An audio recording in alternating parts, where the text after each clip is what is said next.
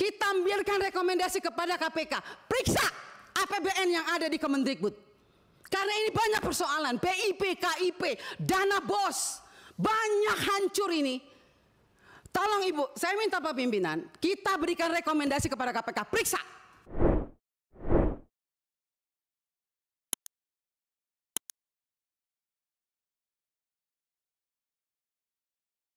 Berikutnya dari Demokrat, silakan Bu Anita.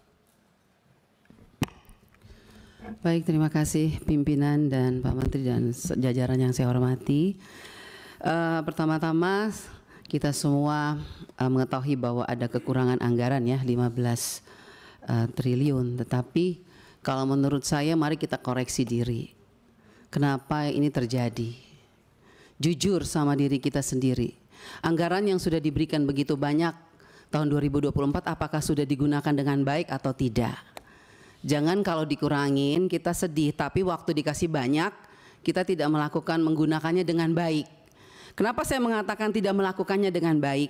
Karena sampai hari ini Pak Menteri berulang kali saya katakan bahwa masih banyak persoalan terhadap realisasi anggaran dan penyerapan anggaran APBN itu ke daerah.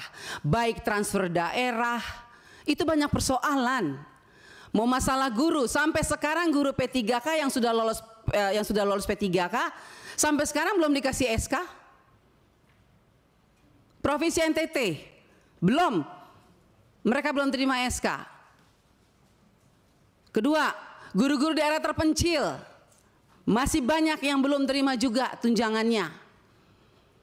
Ketiga, banyak bangunan-bangunan sekolah yang masih terbengkalai padahal dari 2021 anggarannya. Saya kasih contoh, di Kabupaten Kupang ada 17 sekolah bangunan yang dari 2001 sampai sekarang tidak terselesaikan. Mau lagi, kita lihat lagi. Dana-dana PIP. Nah, makanya kemarin saya mengatakan bahwa kalau KPK memberikan rekomendasi kepada Kemendikbud, harusnya Kemendikbud sadar. Karena apa, kami ini Dewan kami sudah bilang setiap rapat, banyak persoalan, lakukan pengawasan, laporkan kepada kami. Tapi kami tidak pernah didengar. Ya kan?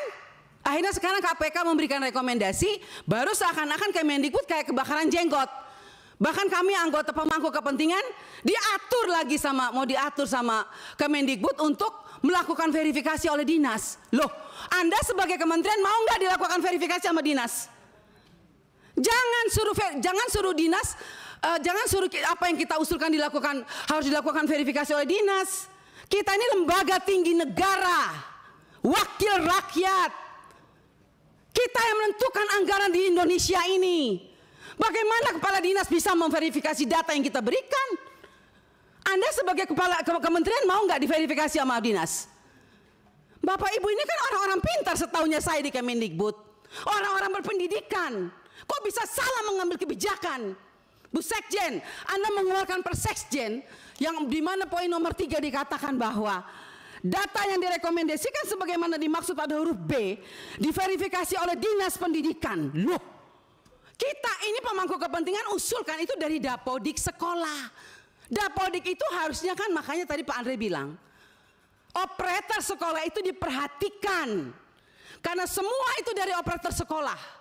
Kepala sekolah aja kadang-kadang tidak tahu apa yang terjadi dilakukan oleh operator sekolah. Dinas pendidikan juga nggak tahu. Nah, kementerian juga, jadi kalau mau lakukan verifikasi, harusnya kementerian melakukan verifikasi terhadap dinas, dinas lakukan verifikasi terhadap kepala sekolah, hasil verifikasi itu baru diberikan kepada kami. Itu jangan dibolak-balik. Bahkan saya minta Bapak Ibu pimpinan, kita ambilkan rekomendasi kepada KPK, periksa APBN yang ada di Kemendikbud. Karena ini banyak persoalan, PIP, KIP, dana BOS, banyak hancur ini. Tolong Ibu, saya minta Pak Pimpinan, kita berikan rekomendasi kepada KPK, periksa dari 2021, 2022, 2023. Nggak usah tambah anggaran kalau memang banyak korupsi uang negara habis, bukan untuk rakyat. Saya marah Pak Menteri untuk sekian kalinya. Karena memang ini kenyataannya di lapangan. Jangan dong kita dibikin seperti anak kecil. Kok apa yang diusulkan kita mesti diverifikasi oleh Dinas Pendidikan? Anda mau nggak sebagai menteri diverifikasi oleh oleh dinas? Jangan aneh-aneh lah. Kalian tuh dipilih oleh presiden, harusnya berikanlah yang terbaik untuk rakyat. Semoga pembicaraan saya ini dilihat oleh presiden yang baru. Semoga presiden yang baru memperhatikan kinerja kementerian sekarang ini, memperhatikan eselon-eselon 1 yang sudah ada ini. Tidak memberikan solusi kepada negara, hanya membuat persoalan di daerah. Yang tertinggal tetap tertinggal, yang guru menangis tetap menangis. Bicara plafon digital, mana keadilan untuk daerah 3T? Enak daerah-daerah yang sudah ada internetnya diberikan terus, tapi kita yang daerah 3T yang tidak ada internetnya dibiarkan begitu saja. Mana keadilan sosial bagi seluruh rakyat Indonesia, Pak Menteri? Saya sangat kecewa. Kita sudah mau habis masa jabatan, Anda mungkin sebentar lagi habis, atau Anda lanjut saya tidak tahu. Tapi saya puji Tuhan, Tuhan dan rakyat masih memilih saya kembali. Dan sampai ini, apapun yang terjadi, kita yang terpilih kembali, kita akan tetap memperjuangkan keadilan dan kebenaran untuk kemajuan anak negeri kita. Bukan untuk kita anggota dewan, bukan. Jadi jangan aneh-aneh punya pikiran negatif terhadap wakil rakyat.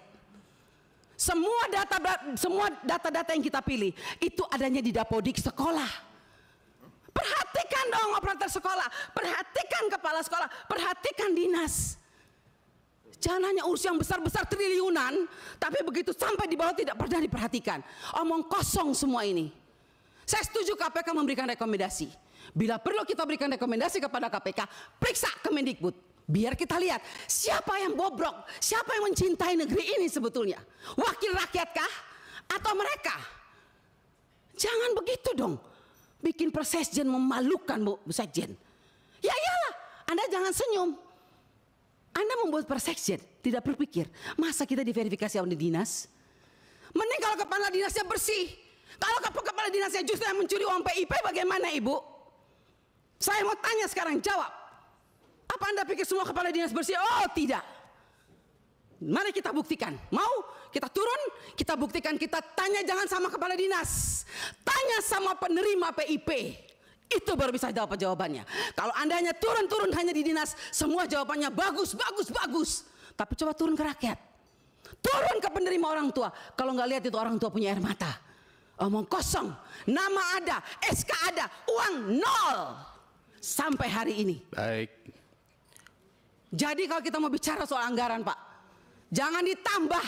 Tuhan juga tidak ingin semua uang negara ini hilang. Saya yakin dan percaya sampai ini anggaran turun.